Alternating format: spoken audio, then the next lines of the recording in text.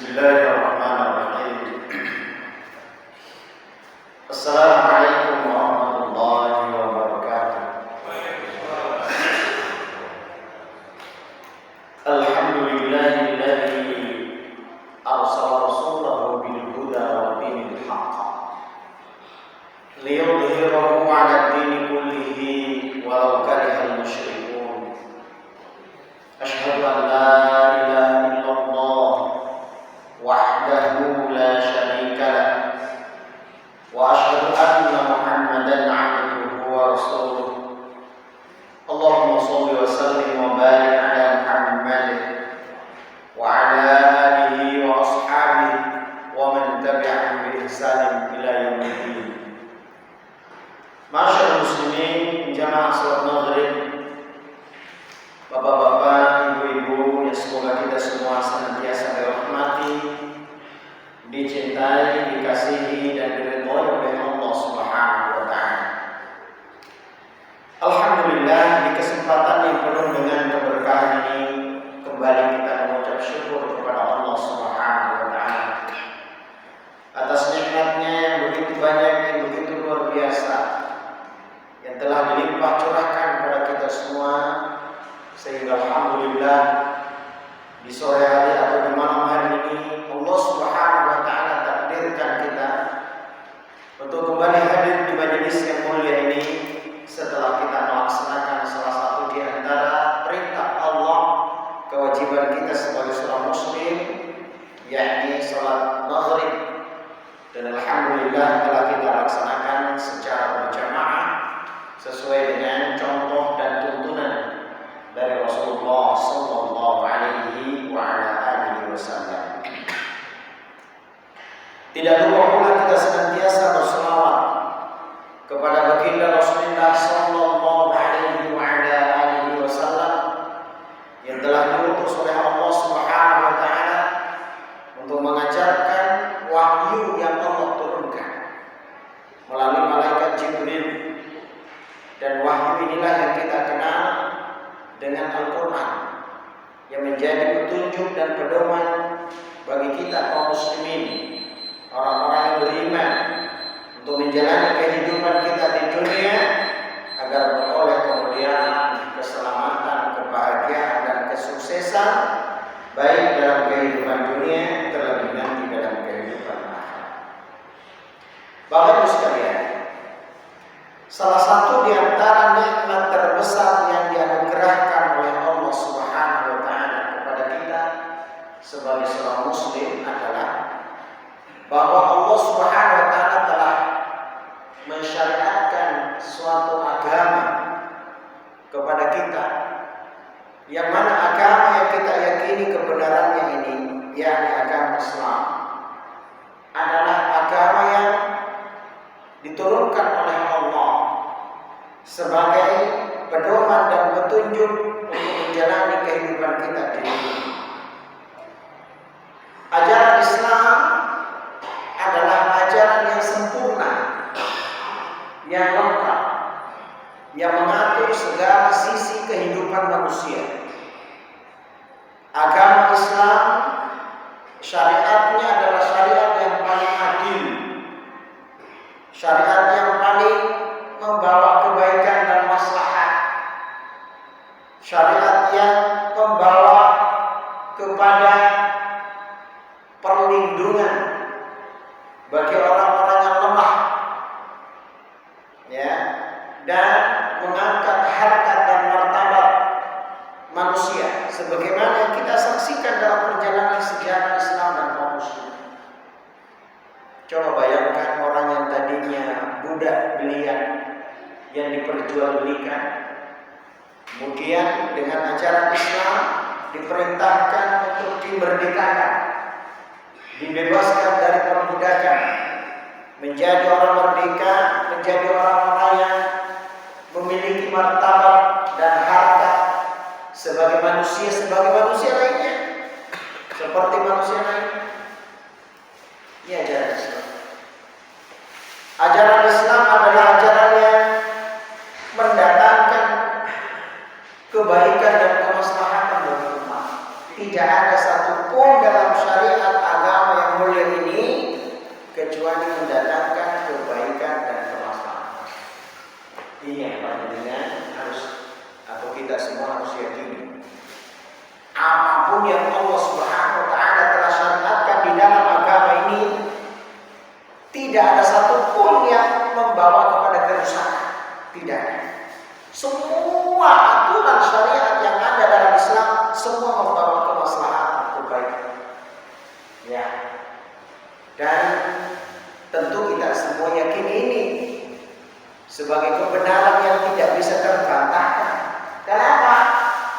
Karena syariat Islam ini diturunkan oleh Allah, Rabb semesta alam yang telah menciptakan kita. Ya. Maka Allah lah yang paling tahu tentang kebutuhan kita. Allah lah yang paling tahu tentang apa yang kita butuhkan dalam menjalani hidup ini. Aturan-aturan syariat, hukum-hukum, Allah yang paling tahu. Allah juga tahu tentang keterbatasan kita. Maka tidak ada dalam syariat agama ini yang tidak bisa kita kerjakan, yang tidak bisa kita amalkan, yang tidak bisa kita terapkan dalam kehidupan. Semuanya bisa diterapkan dan sangat manusiawi sesuai dengan keterbatasan dan kelemahan kita.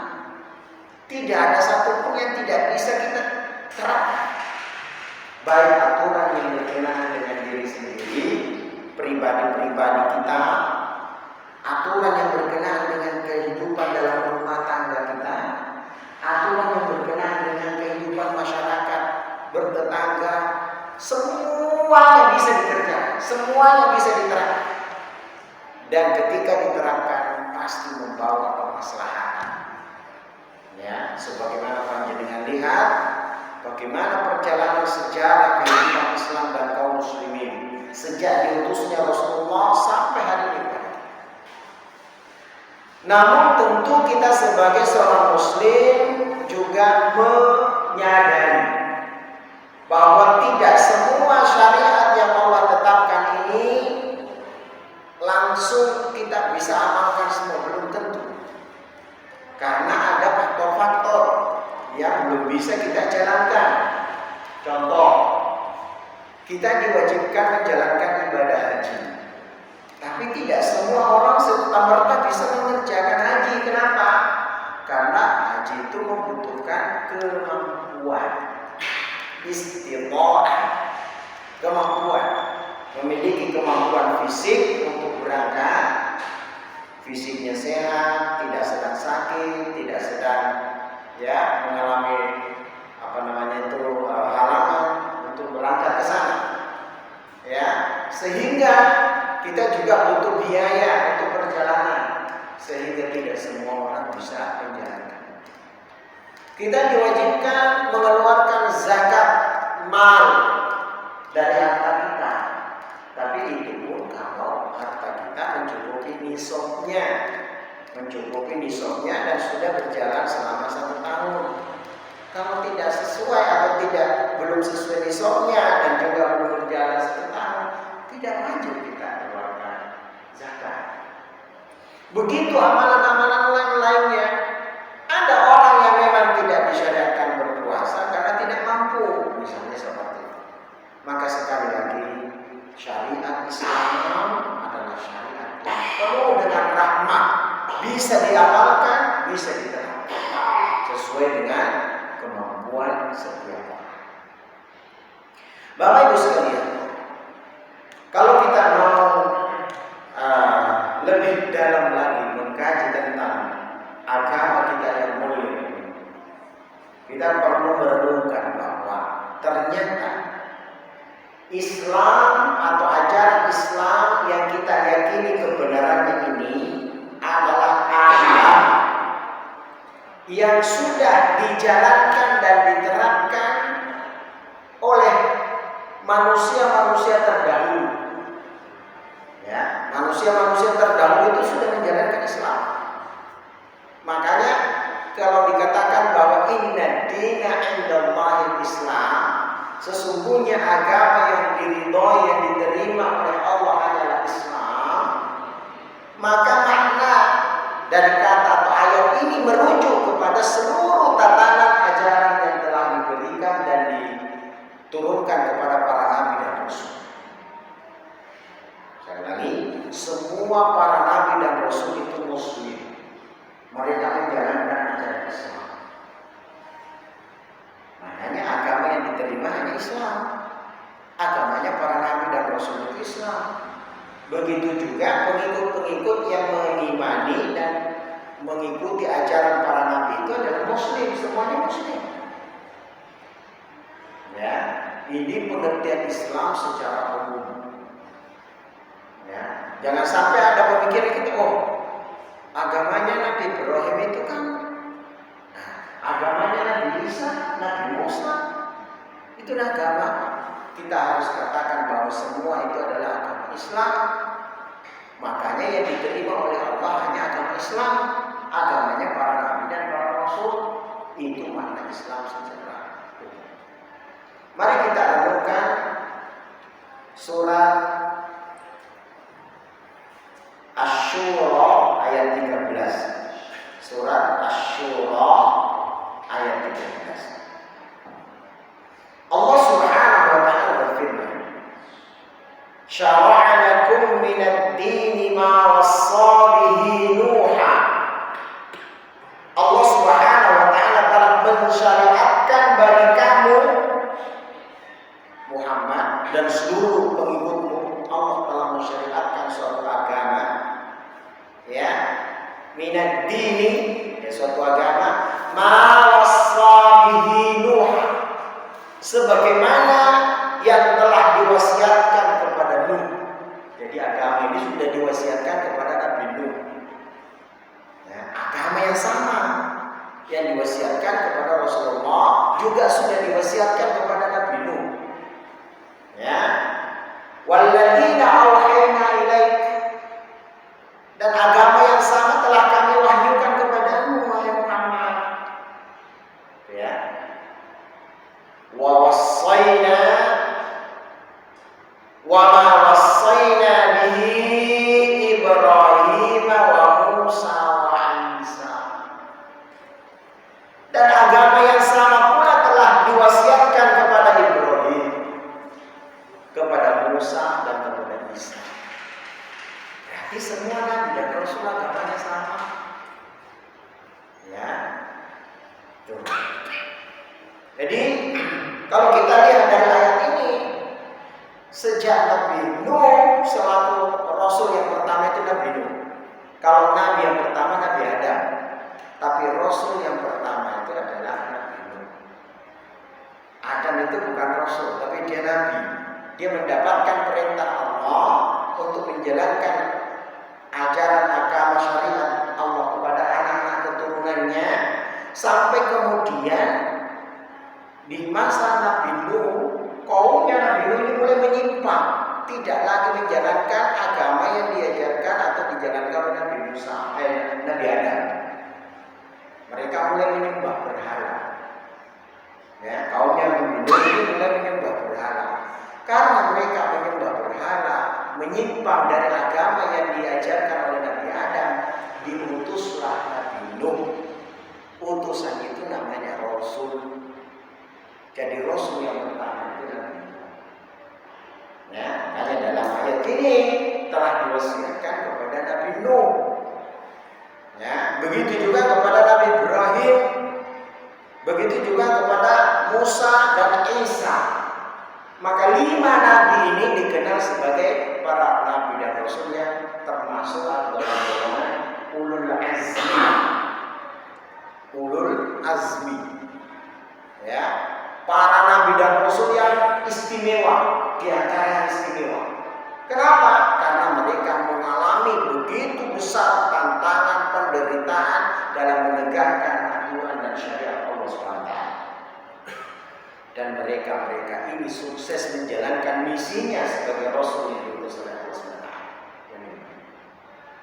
Nah, mari kita perhatikan apa yang telah diwasiatkan oleh Allah kepada Nabi Nuh, kepada Nabi Ibrahim, kepada Nabi Musa, kepada Nabi Isa, dan juga kepada Nabi kita Muhammad SAW.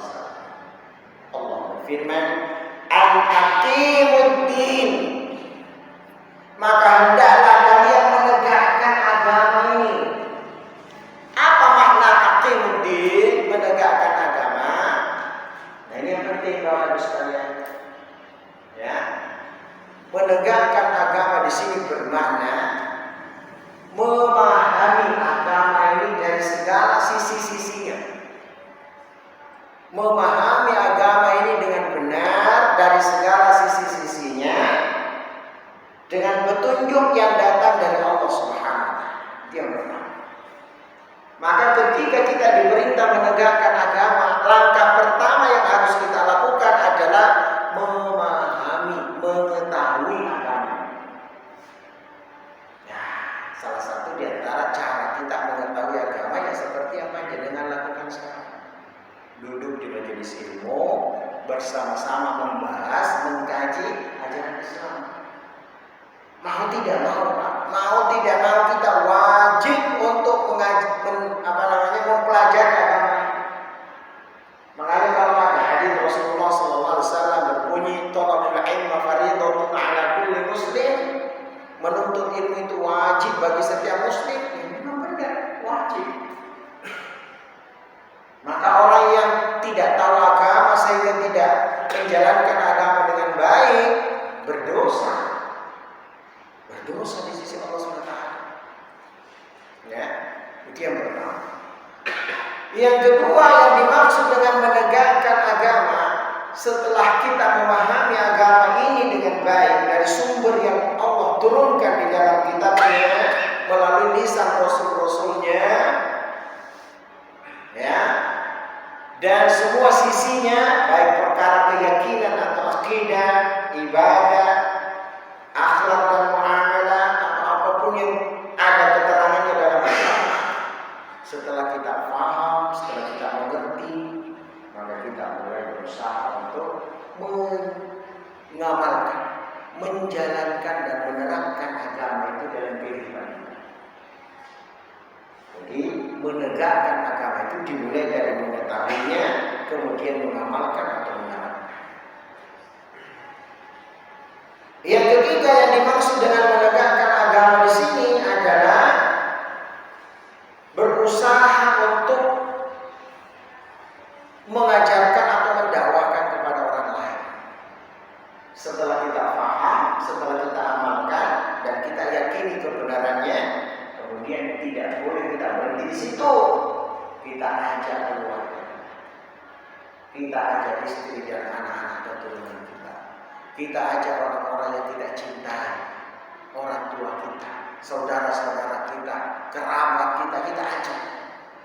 Untuk apa? Untuk juga belajar dan memahami agama ini, kemudian mengamalkan dan menegakkan dalam kehidupan. Itulah yang dicontohkan oleh Nabi kita Muhammad SAW. Seandainya agama itu cukup untuk difahami sendiri dan diamalkan sendiri, agama ini nggak sampai ke kita sekarang ini. Rasulullah nggak perlu repot-repot ngajari sahabatnya, ngajari keluarga, nggak perlu dia kemudian mengeluarkan harta yang banyak untuk mendakwahkan Islam, nggak perlu kemudian menghadapi berbagai macam kesulitan, kesusahan sampai diusir dari negeri kelahirannya, bahkan berperang dengan kaumnya sendiri. Sekiranya agama itu cukup untuk diri-diri kita saja.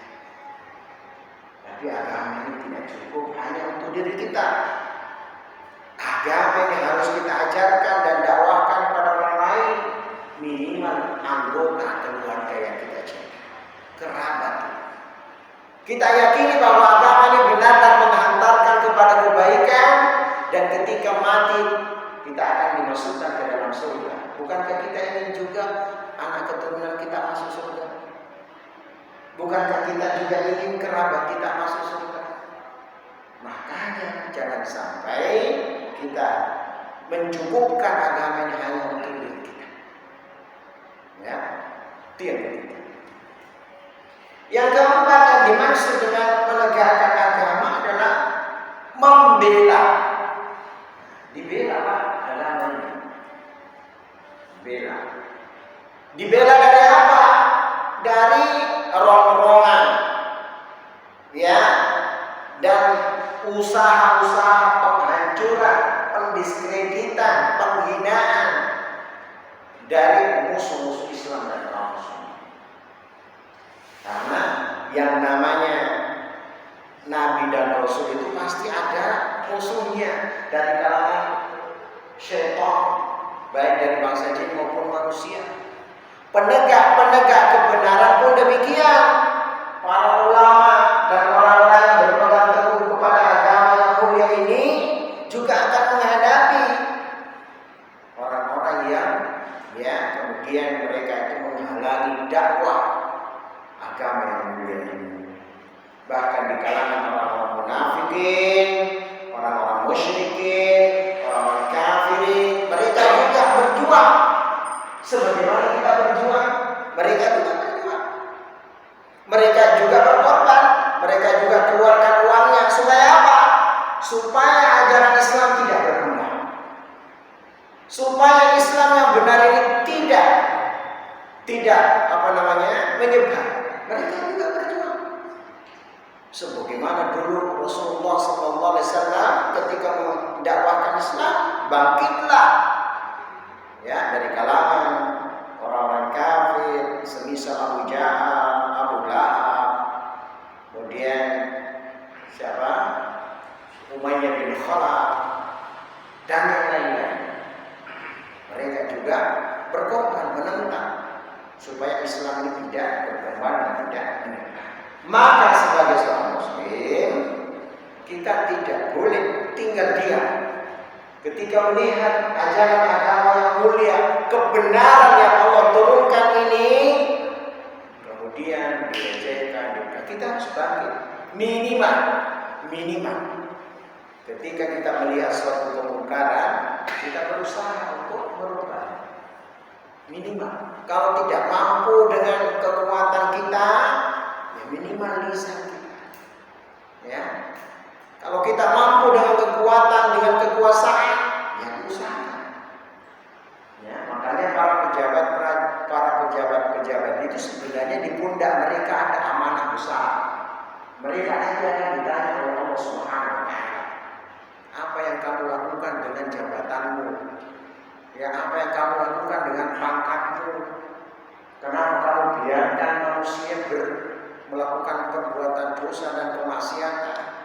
Kenapa kamu biarkan kemaksiatan merajalela? Karena kamu punya kekuasaan untuk menghentikannya. Bisa kamu lakukan untuk menghentikan kemaksiatan itu, karena kamu punya kekuasaan. Begitu juga para ulama. Ya, kalau dia diam, tidak berusaha untuk memberikan pencerahan, pengajaran, dakwah, dia juga akan ditanya, kenapa kamu tidak menyebarkan dan mengajarkan ilmu? Kita sebagai kepala keluarga pun akan ditanya, kenapa kamu biarkan anak-anak istrimu tidak sholat, tidak menutup aurat? Ya, kenapa kamu biarkan mereka itu durhaka kepada Allah dan Rasul-Nya, padahal kamu kepala keluarga? Kita akan ditanya, Pak. Kita akan ditanya. Oleh karena itu minimal nasihat-nasihat panjenengan kepada siapa-siapa yang di bawah tanggungan panjenengan, beri masukan, beri nasihat, beri wasiat supaya mereka bisa mentaati Allah dan Rasul-Nya sallallahu alaihi wasallam. Bapak Ibu sekalian, jadi ini 4 perkara minimal yang bisa kita sesuai dengan kemampuan kita. Ya, sesuai dengan kondisi atau keadaan kita masing-masing. Nah, dari ayat yang tadi saya bacakan, kita perlu merenungkan bahwa ternyata menjadi seorang muslim itu bukan sesuatu yang remeh. Kita sebagai seorang muslim ini bukan sesuatu yang hina, yang kecil urusan, bukan. Kita ini ditakdirkan oleh Allah menjadi pengikut suatu agama yang diyakini oleh seluruh para nabi dan rasul dan para pengikut mereka, dan mereka telah berjuang. Coba bayangkan, para nabi dan Rasul ketika berjuang menghadapi berbagai macam rintangan, tantangan, itu mereka berkorban. Pengikut-pengikutnya ada yang mati. Ya, ketika memperjuangkan ajaran yang dibawa oleh Nabi dan Rasul di kalangan mereka. Mereka keluarkan uangnya, hartanya untuk mendukung dakwah yang diajarkan oleh para Nabi dan Rasul.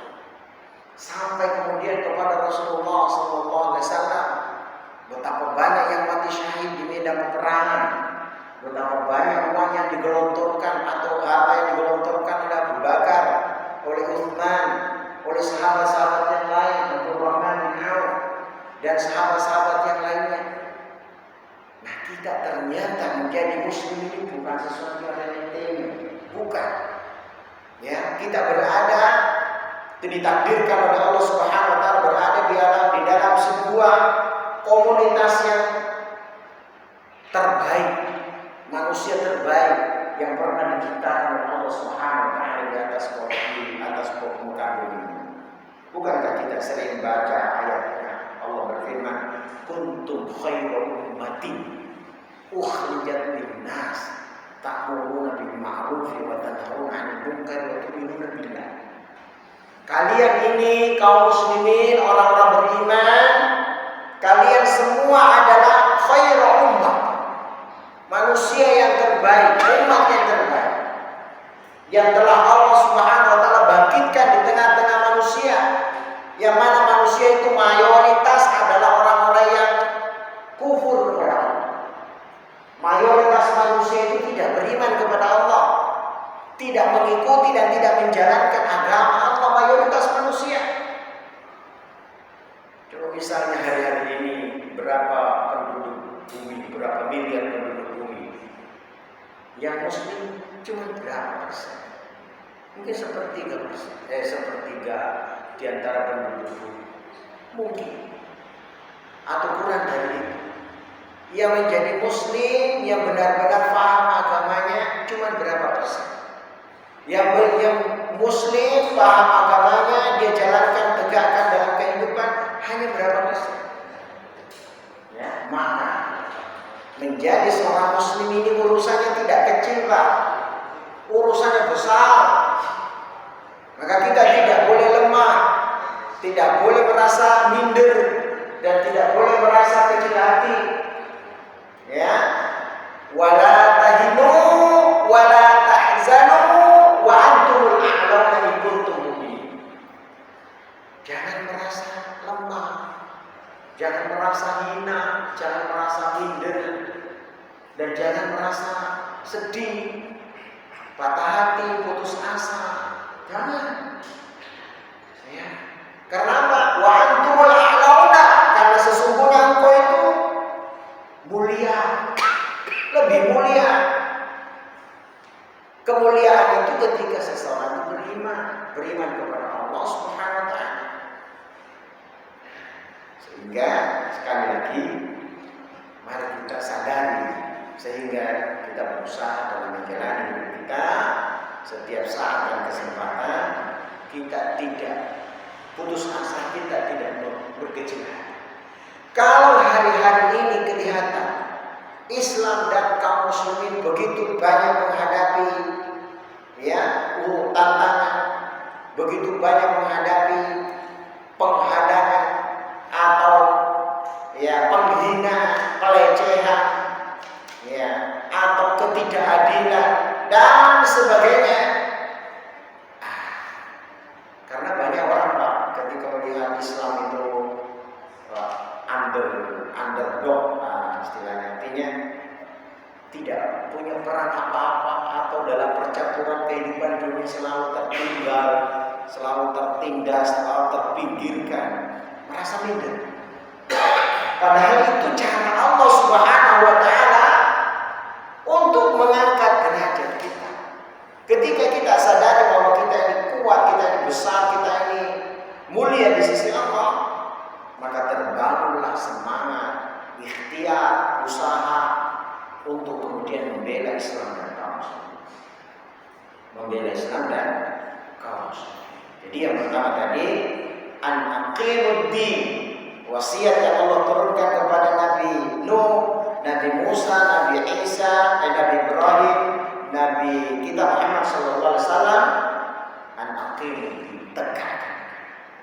Yang kedua dalam ayat yang sama Asy-Syura ayat 13, wala tatafarraqu fi, dan janganlah kalian bercerai-berai, berpecah belah.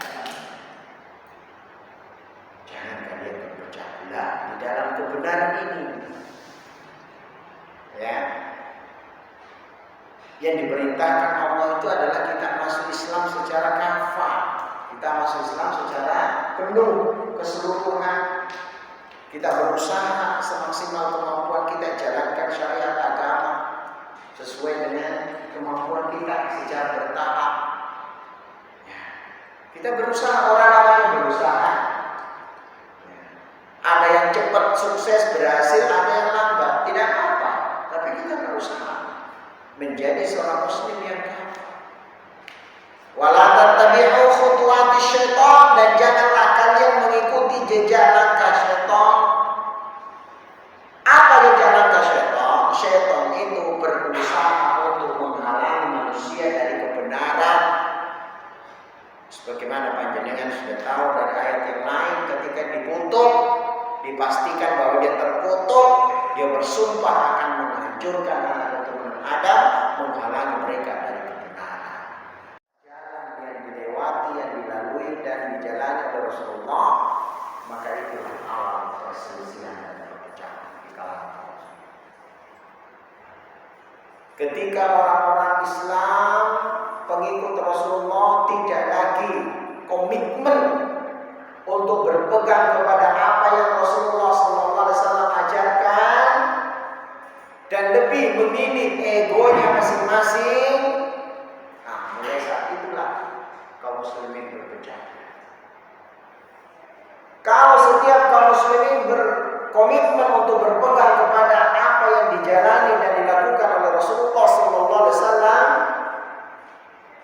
mengikuti ajaran beliau, maka insya Allah perpecahan itu kalaupun terjadi minimal. Kalaupun terjadi tidak membesar, tidak sampai bermusuhan kemudian pertikaian, bahkan terjadi peperangan di kalangan mereka. Bukankah ayatnya jelas? Allah Subhanahu wa taala berfirman, "Ya ayyuhalladzina amanu", wahai orang-orang yang beriman, "Athi'ullah", taatilah Allah, wa ati'ur Rasul, dan taatilah Rasul. Nah, dua ini saja kalau dijalankan, insya Allah kita akan berada di atas jalan yang sama, tidak akan berpecah belah dan tidak akan bercerai-berai. Taatilah Allah, taatilah Rasul. Ya, wa ulil amri minkum, dan ulil amri di antara kalian ditaati. Kalau tiga-tiganya ditaati, kita tunduk dan mematuhi mereka dalam perkara-perkara yang memang jelas, benar, al-haq, insya Allah tidak akan terjadi perselisihan dan pertikaian di kalangan kaum. Namun kalaupun terjadi, solusinya adalah fa'in tanaza'tum fi syai'in, kalau kamu berbeda pendapat, berselisih paham tentang sesuatu, farudduhu ila Allah wa Rasul, kembalikan kepada Allah dan Rasul. Ustaz, bagaimana kita mengembalikan kepada Allah dan Rasul? Bukankah wahyu sudah tidak turun? Nabi-nabi sudah tidak ada lagi, karena nabi terakhir, nabi penutup adalah Nabi Muhammad. Terus bagaimana kita kembali kepada Allah dan kepada Rasul? Jawabannya, kembali kepada apa yang Allah turunkan sebagai pedoman dan petunjuk, yaitu Al-Quran. Kembali kepada Rasul artinya kembali kepada apa yang telah diajarkan oleh Rasulullah SAW, dijelaskan oleh beliau melalui hadis-hadis yang beliau wariskan kepada kita sampai hari ini. Itu dulu rujukannya, ya. Itu dulu rujukan. Ustaz, kita tidak menemukan sesuatu itu dari Al-Quran, dari Sunnah Rasulullah SAW. Terus gimana? Caranya ya mengikuti apa yang telah disepakati oleh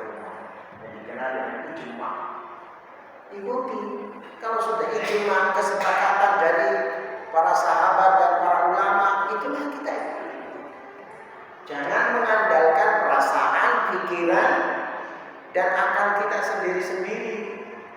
Oh, menurut saya ini bagus, ini yang baik kok. Si fulan juga berkata, tidak, ini yang bagus. Si fulan berkata, tidak, ini yang betul. Kenapa kita tidak komitmen untuk sama-sama? Ayo kalau begitu, sama-sama kita kembali kepada apa yang Allah Subhanahu wa Ta'ala dan Rasul-Nya.